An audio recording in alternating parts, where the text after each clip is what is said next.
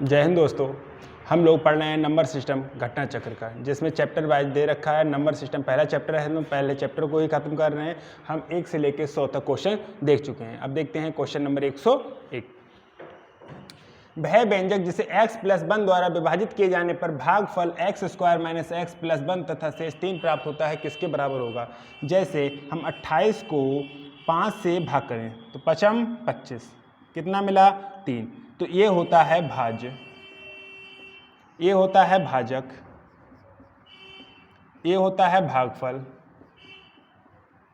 और ये होता है शेषफल। अगर हमको 28 बनाना है तो ये 28 कैसे बनेगा।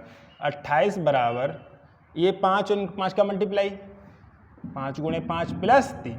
ठीक है, तो ये क्या है भाज्य बराबर भाजक गुणे भागफल प्लस शेषफल। ऐसा होता है। ऐसा ही हमको सवाल में देखना है। तो सवाल में इस 28 और इसकी जगह कुछ कांस्टेंट दे रखे हैं, उन कांस्टेंट को देखते हैं, वेरिएबल। ठीक है, क्या लिखा है। वह व्यंजक जिसे x + 1 द्वारा विभाजित किए जाने पर भागफल ये और शेषफल ये। तो व्यंजक जो निकालना है, जो इक्वेशन निकालनी है, वो क्या आएगा, इन दोनों का मल्टीप्लाई, अर्थात x + 1 और x² - x + 1 और +3। ठीक है, ये क्या है a + b, a² + b² - ab, इस तरीके से होता है। ठीक है, और ये होता क्या है aq + bq। aq + bq का फार्मूला होता है a + b, a² + b² - ab। तो ये पूरा लिखा है x³ + 1³ और प्लस का 3 ऑलरेडी लिखा है। तो x³ और ये 1 और 3 4। तो इसका आंसर होगा x³ + 4। बढ़ते हैं नेक्स्ट क्वेश्चन की तरफ।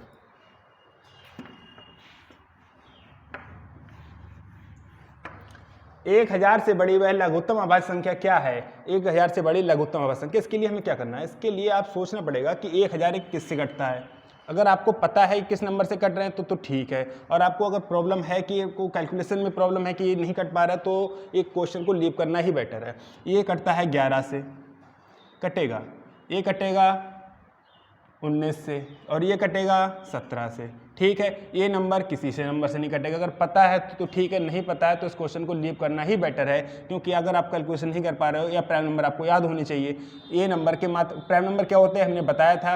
प्राइम नंबर वो होते हैं जिनके मात्र 2 फैक्टर होते हैं। प्राइम नंबर वो होते हैं जिनके मात्र 2 फैक्टर होते हैं, वो प्राइम नंबर कहलाते हैं। तो लघुत्तम अभाज्य संख्या ये संख्या एक ऐसी है जिसके कोई भी फैक्टर नहीं है, 1 और 1009 के अलावा किसी नंबर से नहीं कटेगा। तो ये ही एक अभाज्य संख्या, ये नंबर किसी न किसी नंबर से विभाजित हो रहे हैं, तो ये भाज्य संख्या नहीं है। बढ़ते हैं नेक्स्ट क्वेश्चन की तरफ।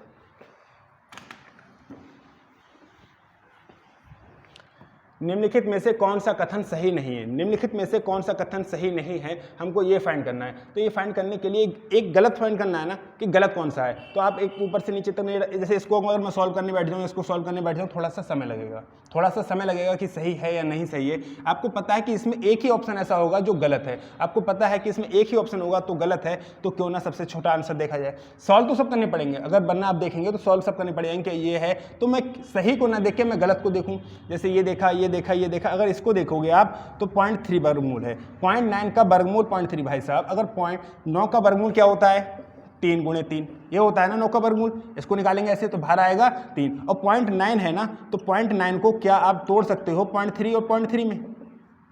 क्या 0.9 को 0.3 में तोड़ सकते हो। अगर 0.3 में तोड़ पा रहे हो तभी तो आप कहोगे कि 0.3 वर्गमूल है। अर्थात 0.9 का वर्गमूल 0.3 तब कहोगे जब 0.9 को 0.3 × 0.3 तोड़ पाओगे। अब चेक करके देखें, अगर इनकी दोनों गुणा करेंगे तो क्या आएगा 0.09। क्या इसको ऐसे लिख सकते हैं, नहीं लिख सकते हैं, अर्थात ये चीज़ गलत है। इसका वर्गमूल 0.3 नहीं होता है, 0.09 का वर्गमूल 0.3 होगा। क्यों होगा, क्योंकि इसको हम लिख पाएंगे 0.3 × 0.3 और तब बाहर निकलेगा 0.3। ठीक है, बढ़ते हैं नेक्स्ट क्वेश्चन की तरफ। अब इनको चेक करने मत बैठ जाना, उनको चेक करोगे समय लगेगा। अब साफ साफ दिख रहा है तो आगे बढ़ो। 5x 7 9 3x 4 3 से विभाज्य, 3 से विभाज्य। हमने देखा था अगर कोई नंबर 3 से विभाज्य है, इसका मतलब उसके संख्या के अंकों का योग भी 3 से विभाजित होना चाहिए। तो 3 9 विभाजित हो रहा है, 3 विभाजित हो रहा है, 5 और 7 12 भी विभाजित हो रहा है, बचा 4। तो क्या बचा 4 + 2x। 4 प्लस 2x बटे 3। ठीक है, अब हमको देखना है ये नंबर भी विभाजित हो जाए। अब हम बड़ा से बड़ा नंबर देखना है कि बड़े से बड़ा कौन सा नंबर होगा। तो बड़े से बड़ा कौन सा नंबर है 9।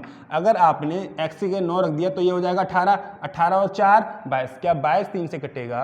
नहीं कटेगा, तो ये ऑप्शन नहीं हो सकता। इससे छोटा कौन सा है 7। अगर आपने x के 7 रख दिया तो ये हो जाएगा 14, 14 और 4 18, 18 बटे 3, अर्थात ये नंबर 7 रखने पर 3 से डिविजिबल है। तो वह x का मान बड़ा से बड़ा क्या होगा? 7 होगा, तभी ये संख्या 3 से विभाजित होगी, अन्यथा नहीं। बढ़ते हैं नेक्स्ट क्वेश्चन तरफ।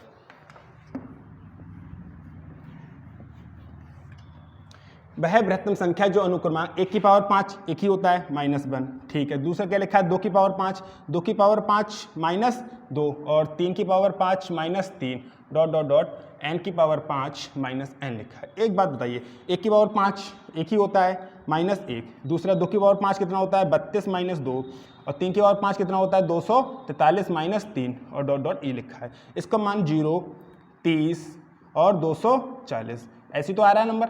ठीक है, अब देखिए कि बड़ा से बड़ा कौन सा नंबर है। क्या 120 0 को काट पाएगा? 0 से डिवीजन सब तो 0 बटे 120 तो सब हो जाएगा ना, 0 आ जाएगा। लेकिन क्या 30 बटे 120 लिख सकते हो आप?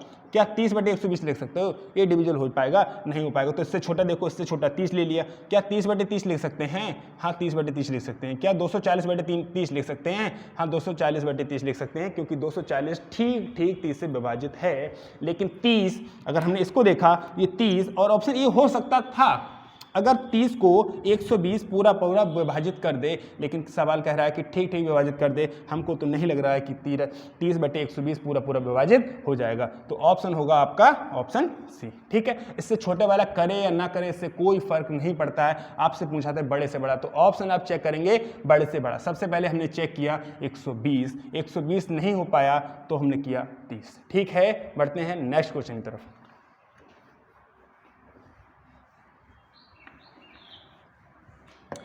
दिया गया है कि 1 + 2 + 3 + 4 डॉट डॉट डॉट 10 तक इक्वल टू इसका मान कितना है 55।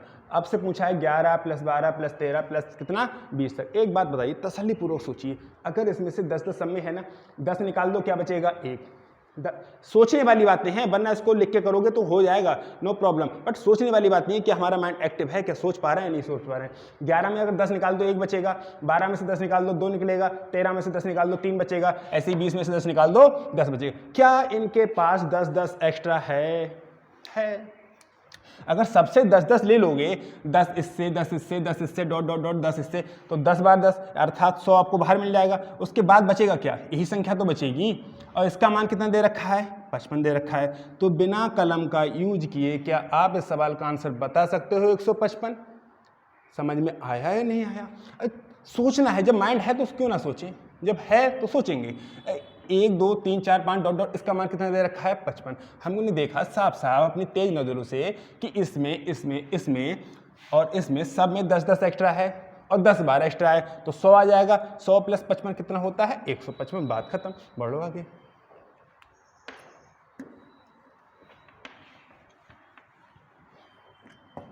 लिखा है 1 + 2 + dot dot dot 49 + 50 + dot dot उल्टा है। तो एक बात बताइए, एक क्या सीरीज यहाँ से लेके यहाँ तक देखी जाए और यहाँ से लेके यहाँ तक देखी जाए तो क्या 2 बार नहीं है?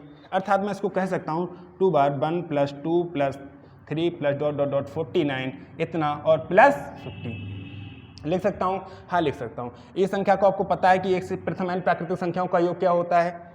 2 तो बाहर है ना। प्रथम n प्राकृतिक संख्याओं का योग होता है n + 1/2। ठीक है, और प्लस का 50 तो ये ऐसे ही लिखा है। अगर मैं हम यहाँ पर ये तो 2 है, अब इसके जगह इसको वैल्यू रख दो, n की जगह कितना रखोगे 49 और 49 + 1 यानी कि 50/2 और प्लस का 50 ऐसे दे रखा है। 2 से 2 कैंसिल हो जाएगा। अब इन दोनों की मल्टीप्लाई करेंगे। 0 5 नेम 45 का 5 हासिल लगे 4 5 चौक 20 और 4 24 और प्लस का 50, तो ये हो जाएगा 2500।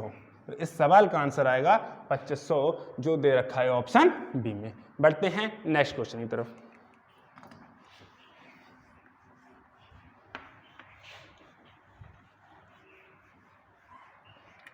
हमसे पूछा है पूर्णांकों की संख्या x जिसके लिए x root x square plus x plus 1 एक परिमेय है। तो इसके लिए हम क्या करेंगे, अगर इसको स्क्वायर कर दिया जाए तो इधर से रूट हट जाएगा, अगर इसका होल स्क्वायर कर दिया जाए तो ये रूट हट जाएगा ना, तो क्या बचेगा एक्स स्क्वायर बराबर एक्स प्लस 1 का होल स्क्वायर। अगर इसको खोलें एक्स स्क्वायर बराबर x square plus 1 plus 2x, x square से एक्स स्क्वायर कैंसिल हो जाएगा, 2x बराबर -1 और x बराबर आ जाएगा -1/2। तो x के कितने मान हैं, कितने मान आए, एक मान आया। ठीक है, बढ़ते हैं नेक्स्ट क्वेश्चन की तरफ।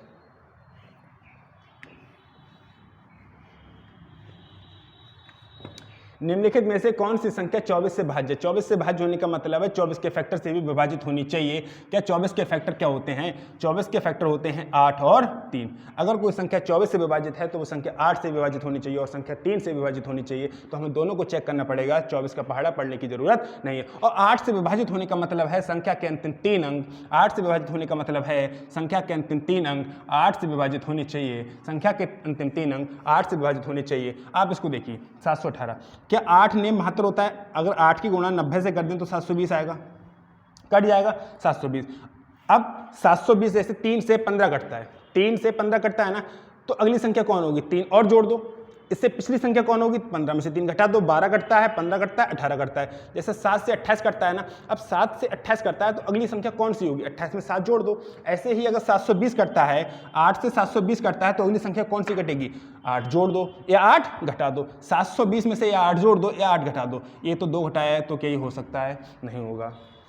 आप इसको देखिए 800 पूरा कटता है ना, 800 पूरा कटता है, 800 8 से पूरा कटता है तो अगला नंबर क्या होगा, आपको 8 जोड़ना पड़ेगा तभी तो कट पाएगा। 800 8/8 तभी तो कट पाएगा, कैंसिल हो पाएगा। जैसे हम कहें कि 808 है तब तो ये कट पाएगा, लेकिन आप कहो कि 807 कैसे कट जाएगा, क्योंकि 800 तो पूरा कट रहा है तो जो ऊपर रहेगा उसको भी तो कटना चाहिए। क्या 810 कट पाएगा, नहीं कट पाएगा। अब 804, भाई साहब 800 तो इस 804 का क्या मतलब है, 800 + 4, ये 800 तो पूरा पूरा कट रहा है 8 से, ठीक है। क्या ये 4 8 से कट रहा है, नहीं कट रहा है, तो ये ऑप्शन भी नहीं हो सकता। जब 3 ऑप्शन नहीं हो सकते तो चौथे का करेक्ट होना उसकी मजबूरी है, लेकिन आप फिर भी यहाँ पे चेक करो। आप देखा कि 720 है ना, 36 720 + 16 लिख सकते हैं। हमने देखा कि 8 ने 72 720 भी कट रहा है, 8 दूनी 16 ये भी कट रहा है, तो ये संख्या इस ऑप्शन का सही आंसर होगा। बढ़ते हैं नेक्स्ट क्वेश्चन की तरफ।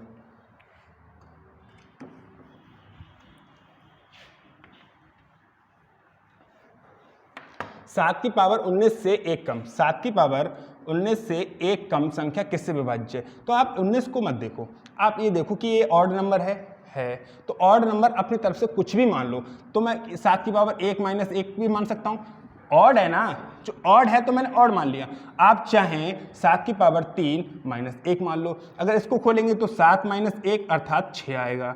अगर इसको खोलेंगे तो AQ - BQ क्या होता है, A - B A² + B² + AB, ये होता है ना। तो इसमें भी 7 - 1 6 आया और समथिंग समथिंग कुछ और आया। तो हमें देखना है कि अगर हमने ऑड पावर है तो हम ऑड को जितनी बड़ी पावर दे रखी है उसको छोड़ के अपनी श्रद्धा अनुसार 1 या 3 मान लो, कुछ भी मान लो। अगली बार तो मन में करेंगे, लेकिन अभी के लिए आप समझने के लिए मान लो कि 7 की पावर 1 मान लिया और -1 मान लिया 6, अर्थात इसमें से अगर 7 की पावर कुछ भी है, 7 नहीं कोई भी नंबर हो, XYZ कोई भी नंबर हो, उसकी पावर अगर ऑड है तो आप ऑड को, उस पावर को भूल के अपने श्रद्धानुसार छोटी से छोटी पावर मान लो, 1 और 3। अगर यहाँ पर होता इवन नंबर, जैसे 7 की पावर 256 होता, कुछ भी होता, तो ये क्या है, ये इवन पावर है, सम संख्या है ना। ये पावर जो भी है 7 की पावर, या यहाँ पर 9 हो, तो कोई XYZ कोई भी नंबर हो, ये पावर को देखना है ऑड है या इवन है। अगर ये ऑड है तो मैं इसको ना मान के मैं तो कहूँगा भाई साहब 9 की पावर 2, 9 की पावर 2, इस तरीके से मैं सवाल को मान सकता हूँ, ठीक है। तो वो वाला फार्मूला, तो ये देखा कि आपने 7 की पावर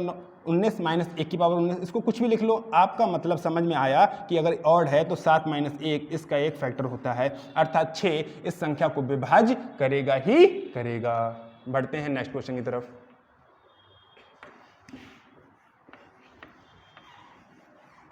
ये लिखा है 17 की पावर 1999, 11 की पावर 1999, 7 की पावर 1999। एक बात बताना तसल्ली पूर्वक, इकाई के स्थान में अंक है, पूछा क्या है कि इकाई के स्थान का अंक कौन सा, इकाई के स्थान का अंक कौन सा। एक बात बताना, जब इकाई का स्थान पूछा है तो इस 1 से कोई फर्क पड़ेगा, अगर इकाई का स्थान पूछा है तो इस एक से कोई फर्क पड़ेगा।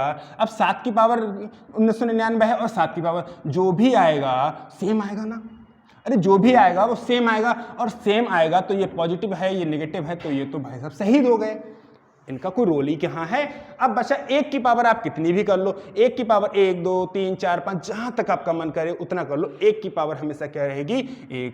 तो भाई साहब ये वाला कुछ भी आया, मान लो मैंने x आया प्लस इसका भाई माइनस x, कुछ भी तो आएगा, जो आएगा वो सेम आएगा, क्योंकि 7 की पावर 1999 है और 7 की पावर 1999 हमसे इकाई का अंक पूछा है, हमसे पूरी संख्या नहीं पूछी है, तो ये संख्या से संख्या सही हो जाएगी। बचेगा क्या यार, अर्थात सवाल को सिर्फ इस पर डिपेंड करता है ना कि इन दोनों पर, क्योंकि इनका जो भी आएगा क्यों निकालें भाई, जब कैंसिल हो रहा है तो क्यों निकालें। हमें पता चल रहा है कि जो भी आंसर आएगा वो 11 की पावर 1999 पर डिपेंड करेगा। 11 की पावर 1999 को गोली मारो, सिर्फ 1 की पावर 1999 पर डिपेंड करेगा, और 1 की पावर कितनी भी कर लो हमेशा एक ही रहेगा। ठीक है, आपको एक नेक्स्ट वीडियो में, सेपरेट वीडियो में, इसी प्लेलिस्ट में आपको एक वीडियो मिल जाएगी कि आपको यूनिट डिजिट कैसे फाइंड करते हैं। यूनिट डिजिट की कैसे फाइंड करते हैं उसके लिए आपको प्लेलिस्ट में एक वीडियो मिल जाएगी आपको कि यूनिट डिजिट फाइंड करने का तरीका क्या है। 1 से लेकर 9 तक नंबर होते हैं, सब क्या यूनिट डिजिट फाइंड करने का तरीका आपको बखूबी समझा दिया जाएगा। बढ़ते हैं नेक्स्ट क्वेश्चन की तरफ।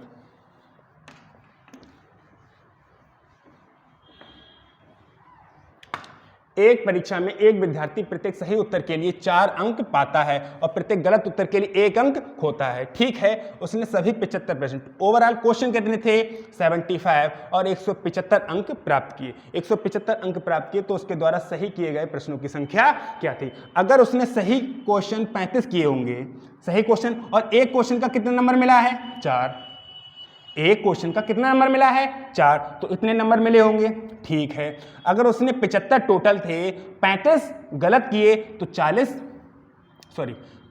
टोटल क्वेश्चन थे, 75 टोटल क्वेश्चन थे और 35 सही किए, इसका मतलब उसने 40 गलत किए होंगे। और एक नंबर का, एक क्वेश्चन का 1 कटता है ना, तो इतने तो मिले होंगे, इतना कटा होगा। क्या ये कैलकुलेशन करने के बाद 125 अंक मिल रहा है।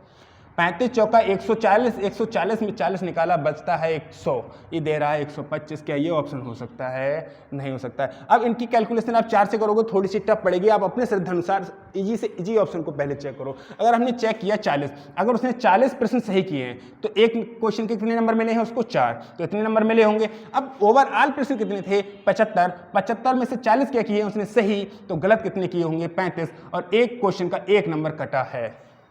एक क्वेश्चन का 1 नंबर कटा है। क्या 4 चौक 1600, 160 में से 35 निकाल के 125 मिलता है? हाँ 125 मिलता है, अर्थात दी गई कंडीशन को ये ऑप्शन फुलफिल कर रहा है। तो इस ऑप्शन का करेक्ट होना इसकी मजबूरी है। हमने नहीं देखा कि इस टाइप के सवालों को कैसे निकालते हैं, उस टाइप के कैसे निकालते हैं। ऑप्शन का सहारा है तो रेलवे हमारा है। ठीक है, मतलब हम समझ पा रहे हैं कि अगर ऑप्शन का यूज कर लिया और ऑप्शन को हथियार बना लिया तो हम कहाँ से कहाँ पहुँच सकते हैं। हमको कुछ भी रटने की जरूरत नहीं है कि क्या अगली बार कैसे 5 कहे 3 कहे 7 कहे, कोई भी फर्क नहीं पड़ता है। आप ऑप्शन का यूज करके बेहद आसानी से सवाल को सॉल्व कर सकते हैं। बढ़ते हैं नेक्स्ट क्वेश्चन की तरफ।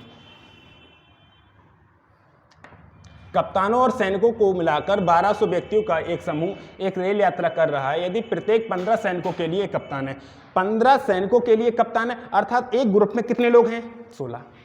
15 सैनिकों के लिए एक कप्तान है, अर्थात एक ग्रुप में कितने लोग हैं 16। 16 ग्रुप होंगे तो 16 कप्तान होंगे। समझ में आया नहीं आया?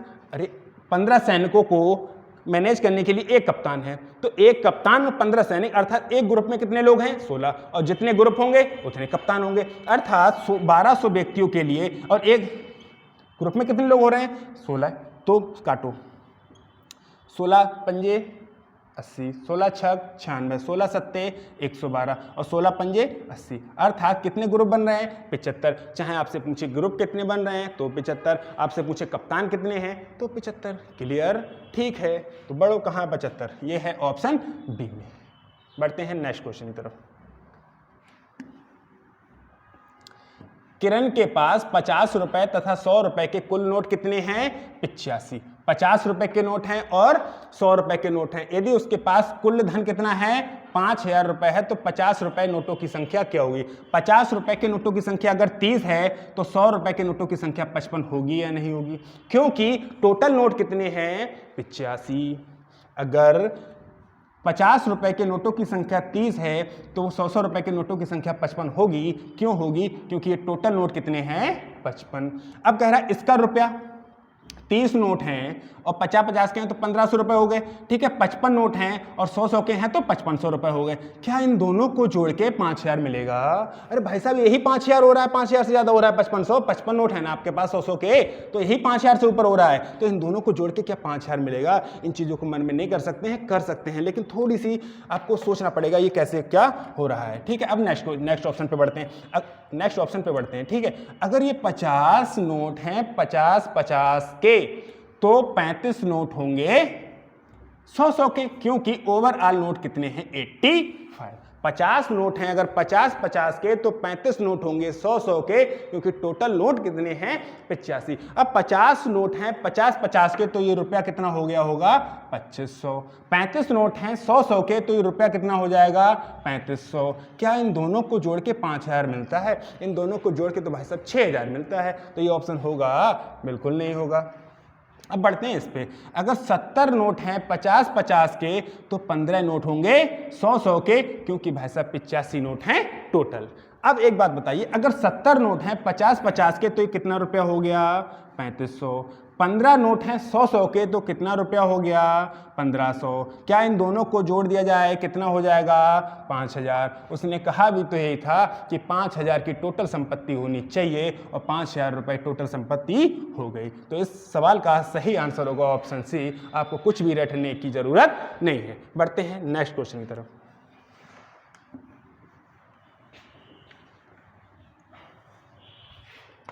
यदि x star by x plus 2 का होल स्क्वायर बाई माइनस 2 दे रखा है, अर्थात x स्टार बाई इसका मान दे रखा है आप x प्लस 2 का होल स्क्वायर और बाई माइनस 2, हमसे पूछा है 7 स्टार 5 का मान। तो करना क्या है, x की जगह 7 रख दो, बाई की जगह 5 रख दो। 7 प्लस 2 का होल स्क्वायर, बाई की जगह 5 माइनस 2, ये हो जाएगा 7 और 2 9, 9 का स्क्वायर कितना होता है 81।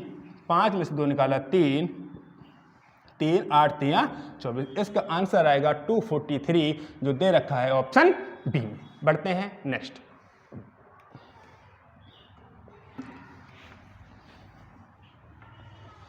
हमसे पूछा है 438 जो आर्टिकल हैं, संतरे कुछ भी लिख लो, इनका मूल्य कितना दे रखा है 1384 रुपये 8 पैसे। ठीक है, अगर हम एक आर्टिकल का मूल्य निकालें, कुछ भी हो सकता है यहाँ पर, तो 1384 बटे 438.08, इसको आप 0.08 इसको भी खत्म करो, क्योंकि फर्क नहीं पड़ा ज़्यादा। ठीक है, अब एक बात बताइए, एक तरीका तो ये है कि आप बैठ के सुबह से शाम तक इसको काटते रहो कि कौन से नंबर से कटेगा, कौन से नंबर से नहीं कटेगा। आप वीडियो को पॉज कीजिए और आप काट के देखिए, आपको 2 से 3 मिनट लगेंगे कि आपको एक आर्टिकल का मान निकालने में, आपको 2 से 3 मिनट लगेंगे एक आर्टिकल का मान निकालने में। लेकिन आप अपनी अगर कॉन्सेप्चुअल क्लियरिटी क्लियर रखेंगे तो आपको लगेगा कि लगभग 3 बार जा रहा है।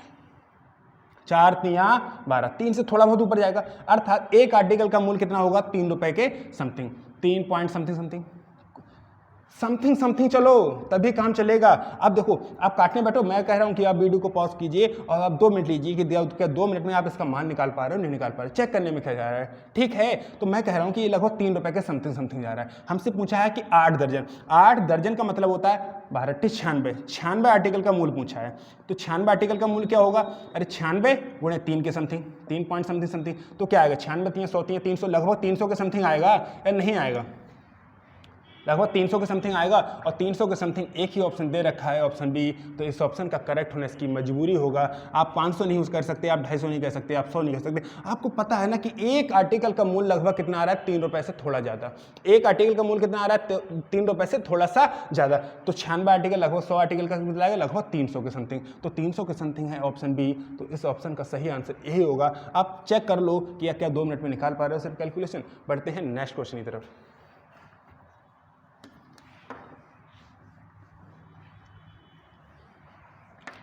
अर्पणा एक केक को 2 भागों में बांटती है, तो एक केक लिया 2 भागों में बांट दिया, ठीक है, तथा उसमें से आधे भाग को समान आकर के छोटे छोटे टुकड़ों में काटती है। 2 भागों में काट लिया, जो आधा भाग बचा उसको छोटे छोटे टुकड़ों में काटती है। प्रत्येक छोटे टुकड़े के आकार का वजन 20 ग्राम है। यदि उसके पास कुल 7 टुकड़े हैं, तो एक टुकड़ा ये होगा, तो इसमें से कितनी बनाएगी 6, 1 बन गया, 2 3 4 5 6, 1 2 3 4 5 6, 6 टुकड़े हो गए ना, और एक ये पूरा हो गया। कह रहा है इसका वजन कितना है 20 ग्राम, तो इसका भी 20 होगा, इसका भी 20 होगा, इसका भी 20 होगा, इसका भी 20 होगा, इसका भी 20 होगा। अर्थात इनको जोड़ा जाए तो 1 2 3 4 5 6, यानी कि 6 टुकड़े हो रहे हैं और एक टुकड़े का वजन है 20, तो 120 ग्राम हो रहा है। अब आधा टुकड़ा है ना, आधा टुकड़ा 120 ग्राम का हो रहा है, तो इधर का भी तो 120 ग्राम का होगा। अर्थात 120 ये और 120 ये दोनों को जोड़ दिया जाए तो होगा 240 ग्राम। क्लियर हुआ या नहीं हुआ?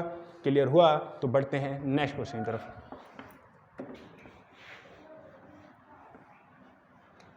1 से 100 के बीच कितनी संख्या हैं जो 8 से विभाजित होती हैं तथा उनमें से एक अंक 8 है? अब 1 से 100 के बीच 8 होगा, 16 होगा, 24, 32, 40, 48, 56, 64, 72, 80, 88 और 96, यही तो होंगे 100 तक। 1 से 100 के बीच होंगे। अब उन्होंने कहा ऐसे नंबर बताओ जिनमें 8 अंक होना चाहिए। क्या इसमें 8 है? नहीं है। 8 मौजूद होना चाहिए, जैसे इसमें 8 मौजूद है, इसमें 8 मौजूद है, नहीं है, इसमें मौजूद है, नहीं है, इसमें मौजूद है, नहीं है, इसमें है, हाँ है, इसमें है, नहीं है, नहीं है, नहीं है, हाँ है। कितने नंबर हैं? 1 2 3 4, अर्थात 4 नंबर ऐसे हैं 1 से 100 के बीच जो 8 के मल्टीपल भी हैं और उनमें एक अंक 8 का मौजूद भी है। बढ़ते हैं नेक्स्ट क्वेश्चन की तरफ।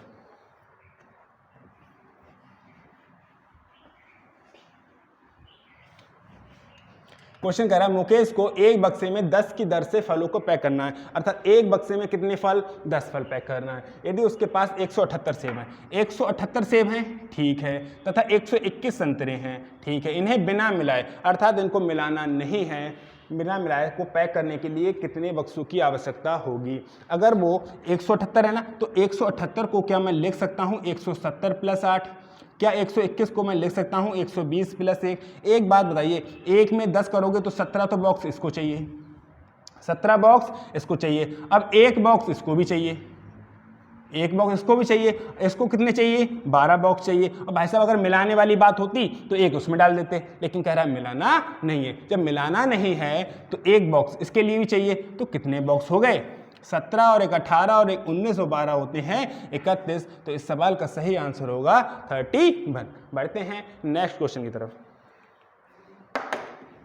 नेक्स्ट क्वेश्चन की तरफ बढ़ते हैं। किसी संख्या को 7/6 से गुणा करने के लिए कहा गया, परंतु उस संख्या को 7/6 से भाग दे दिया गया, जिसके परिणाम स्वरूप वास्तविक परिणाम से 39 कम प्राप्त हुआ। वह संख्या क्या थी? आप एक नंबर अपनी तरफ से मान लो, जो मन करे वो मान लो। आप वो नंबर मानो जो जैसे 7/6 तो 6 से भी कट जाए, और इसको भाग किया तो 6/7 7 से भी कट जाए। 6 और 7 दोनों से कटने वाला एक नंबर मान लो, कोई भी मान लो। आप मान लो 42, 6 7 दोनों से कट रहा है, आपने माना कि 42 यूनिट, कोई ना कोई नंबर होगा, ठीक है। 42 नंबर तो नहीं हुआ, 42 का मल्टीप्लायर मान लिया क्योंकि कट जाए। आपने क्या किया था? 7/6 से गुणा करने के लिए कहा था, लेकिन आपने किया 42 यूनिट को भाग कर दिया 7/6 से। अब जब हमें पता है कि भाग का साइन हटेगा तो ये गुणा का साइन बदलने के लिए 6/7 हो जाएगा, 6 7 42, ये हो गया 7 7 49 यूनिट, ठीक है। 7 6 42, ये हो गया 6 6 36 यूनिट, ठीक है। तो आगे बढ़ते हैं, जिसके परिणाम स्वरूप 39 कम प्राप्त हुआ। प्राप्त कितना होना चाहिए था? 39 यूनिट। प्राप्त हुआ कितना है? 36 यूनिट। तो कम कितना प्राप्त हुआ है? 13 यूनिट। कितना कम प्राप्त हुआ है? 13 यूनिट। और 13 यूनिट आपके हिसाब से प्राप्त हुआ है, क्वेश्चन के हिसाब से 39 कम प्राप्त हुआ है, तो 13 यूनिट की वैल्यू होगी 39, तो यूनिट का मान आएगा 3। क्लियर? ठीक है। उन्होंने पूछा संख्या क्या थी, तो संख्या आपने मानी क्या थी? संख्या आपने मानी थी 42 यूनिट। संख्या क्या मानी थी आपने? 42 यूनिट, और हमको पता है कि यूनिट का मान है 3, तो 42 नहीं है 126, तो इस सवाल का आंसर होगा 126। लेकिन अगली बार ये क्वेश्चन आ जाए ना, तो आप एक काम करना कि 7/6 इन दोनों को एक नंबर मानना, ऐसा नंबर मानना कि इन दोनों नंबर से कट के डेसिमल ना आए। जैसे यहाँ पर कुछ और नंबर मान लेते आप, x y z या कुछ भी अदर नंबर मान लेते तो ये डेसिमल आ गया होता, तो कैलकुलेशन करने में थोड़ी सी कठिनाई होती। तो आप देखेंगे कि जो आंसर होगा ना वो इसी का मल्टीप्लायर, या तो 42 दूंगा 3 चौके पंजे होगा, ठीक है। आप 42 के ही को देख के ही, जैसे आप इस सवाल में देखो कि 42 से ये नहीं कट रहा, 42 से ये नहीं कट रहा, 42 से ये नहीं कट रहा, 42 से सिर्फ ये कट रहा है, तो इस ऑप्शन का करेक्ट होना इसकी मजबूरी है। यहाँ पर मैंने पूरा समझा दिया है, लेकिन अगली बार अगर सवाल मिले आपको तो आपको सीधा देखना है कि ऐसा आंसर होगा जो इन दोनों से कटेगा। कैसे कटेगा? क्योंकि है कि नंबर ऐसा मानेंगे कि जो 6 से भी कट जाए और 7 से भी कट जाए। 6 और 7 से क्यों कट जाए? क्योंकि 7/6, अब 7/6 से भाग कर रहे हो ना, यहाँ पर देखो 7/6 से भाग कर रहे हो। 7/6 से भाग करने का मतलब क्या है कि 6/7 से गुणा कर रहे हो, तो अर्थात वो नंबर 7 से भी कटे, वो नंबर 6 से भी कटे, इन दोनों से कटने वाला एक नंबर मान लो और तसल्ली पूर्वक विदिन 5 सेकंड क्वेश्चन का आंसर टिक करो और आगे बढ़ो। Next question,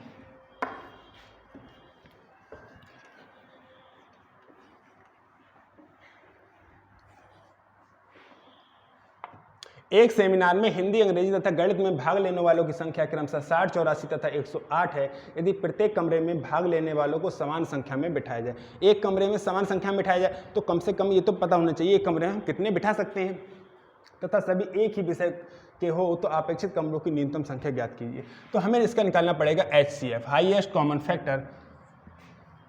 highest common factor क्यों निकालना पड़ेगा? क्योंकि हमको ये पता चल जाएगा कि एक कमरे में बिठाल कितने पा रहे हैं। एक कमरे में तभी तो बिठाल पाओगे जब इसमें मल्टीप्लायर हो, जैसे 60, 84 और 108 है, तो इसको हम क्या ले सकते हैं 12 × 5, इसको क्या ले सकते हैं 12 × 7, इसको क्या ले सकते हैं 12 × 9। तो एक बात देखिए कि इसमें हाईएस्ट कॉमन फैक्टर कितना है, हाईएस्ट कॉमन फैक्टर है 12, अर्थात हम कह सकते हैं 60, 84 और 108 का HCF हाईएस्ट कॉमन कितना है, हाईएस्ट कॉमन फैक्टर कितना है 12 है। तो हमें पता है कि एक बात बताइए, एक में 12 बिठा लोगे तो 60 कितने में बैठेंगे 5 में, एक में 12 बिठा लोगे तो 84 कितने में बैठेंगे 7 में, एक में 12 बिठा लोगे तो 9 में, तो 5, 7 और 9, 12 और 9 21। अगर ऐसे नहीं करना है तो आपको पता चल गया कि हाईएस्ट कॉमन फैक्टर कितना है 12 है, तो 60/12 इतने कमरे इनको चाहिए, 84/12 इतने कमरे इनको चाहिए और 108/12 इतने कमरे इनको चाहिए। इनको 5 चाहिए, इनको 7 चाहिए, इनको 9 कमरे चाहिए, अर्थात कमरों की संख्या 21 होनी चाहिए, तब आप इन सबको आराम से बिठा सकते हो। और पूछ ले एक कमरे में कितने बिठा लोगे, तो एक कमरे में बिठा लेंगे 12 क्यों? क्योंकि हाईएस्ट कॉमन फैक्टर इनका HCF कितना है 12। नेक्स्ट चैप्टर आएगा आपका HCF, तो आपको बहुत ही क्लियरिटी मिल जाएगी। ठीक है, अभी के लिए इतना। Next video, next question.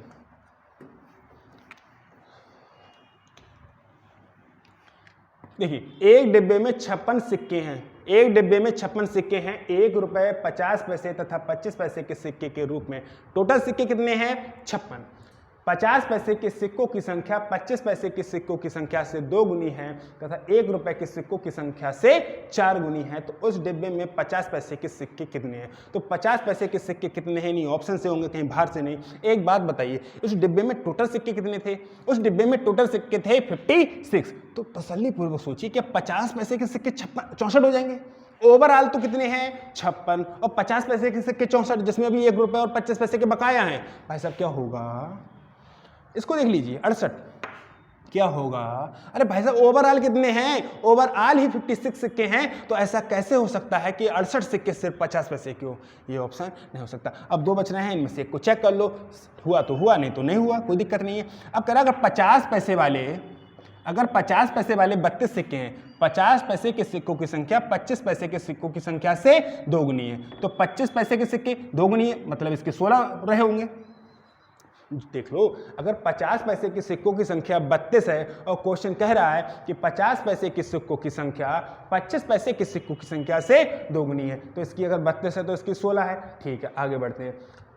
संख्या से 2 गुनी तथा 1 रुपए के सिक्कों की संख्या से 4 गुनी है। अब जो 1 रुपए है, 1 रुपए के सिक्कों की संख्या से 4 गुनी, तो ये कितने रहे होंगे 8, 8 चौक 32। क्या इन सब को जोड़ के 56 सिक्के आ रहे हैं? 16, 32, 48 और 8 56। दी गई कंडीशन को क्या ऑप्शन बी फुलफिल कर रहा है? हाँ कर रहा है, तो टिक करो और आगे बढ़ो। नेक्स्ट,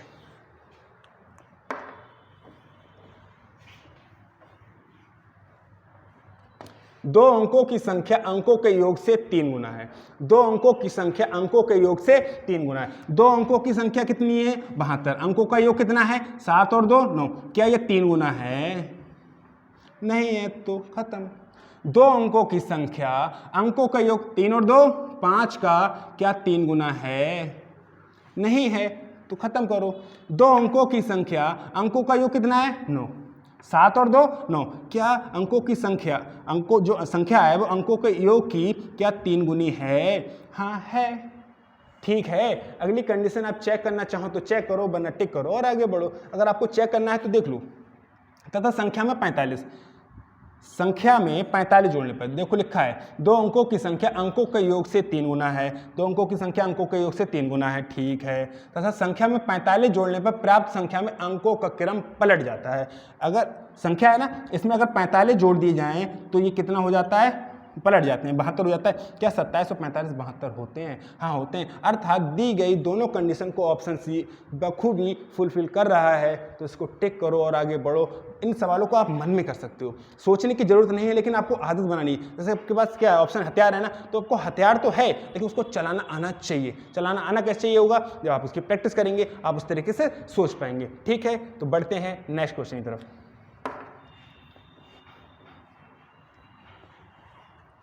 सैटेलाइट एयर टाइम का 5 मिनट 40 सेकंड के लिए बिल कितना है? 13 रुपये। 5 मिनट का मतलब 300 सेकंड। अरे 5 मिनट 40 सेकंड, 1 मिनट में 60 सेकंड होते हैं, तो 5 मिनट का 300 सेकंड, अर्थात 340 सेकंड के लिए कितना बिल है? 13 रुपये। कितना बिल है? 13 रुपये। 4 मिनट 20 सेकंड, 4 मिनट का मतलब कितना होता है? 4 मिनट का मतलब होता है 6 चौक 24, 240 सेकंड। 240 और 20 260 सेकंड। अब 260 सेकंड का हमको बताना है कि कितना रुपया खर्च होगा। एक बात बताओ, ऑप्शन को देखो, ऑप्शन में लगभग बिल आधा हो रहा है। क्या सेकंड आधे हो रहे हैं? अगर सेकंड को समय आधा लगेगा तभी तो रुपया आधा लगेगा। अरे 340 सेकंड का 13 रुपये लगता है, 340 सेकंड का 13 रुपये लगता है। अगर ये आधा हो जाए, अगर ये आधा हो जाए तो 170 सेकंड का रुपये लगेगा, लगभग 6.5, क्योंकि ये आधा हो जाएगा। अरे सीधी सी बात है, 340 सेकंड के लिए अगर 13 रुपये खर्च हो रहे हैं तो आधे सेकंड कर दिए जाए, अर्थात 170 सेकंड कर दिया जाए तो 6.5 रुपये खर्च होंगे नहीं होंगे? ठीक है, अब 170 सेकंड के लिए 6.5 रुपये खर्च हो रहे हैं और आपको बताना है 260, तो 6.5 से ऊपर, 6.5 से कोई ऊपर आंसर दिख रहा है? 6.5 से ऊपर कोई दिख रहा है? नहीं दिख रहा है, तो इसका आंसर इस सवाल में गलत दे रखा है। अब इसको हम सही कैसे निकालेंगे? ये तो सोचने वाली बातें हो गई, ये तो सोचने वाली हो गई कि हमको विद इन 5 सेकंड क्वेश्चन को कैसे सॉल्व करना है, टिक करना है और आगे बढ़ना है। लेकिन हमको वो सॉल्व करना आ जाए तो हम कैसे करेंगे? तो वो सॉल्व ऐसे करेंगे कि हमसे पूछा है 240 सेकंड के लिए। ठीक है, तो हम निकालेंगे पहले 1 सेकंड के लिए। 1 सेकंड के लिए कितने निकालोगे? 13/340। अब हमसे पूछा है 240 सेकंड के लिए, तो अब 240 सेकंड कैसे निकालते हो? 13/200, 340 और 240, 0 0। ठीक है, छोटी मोटी कैलकुलेशन करके आप आंसर निकाल लोगे। लेकिन करना क्यों है? ऑप्शन दिया ही नहीं है तो गलत है, कहीं ना कहीं से आप कैलकुलेशन करो और निकाल लो। बढ़ते हैं नेक्स्ट क्वेश्चन की तरफ।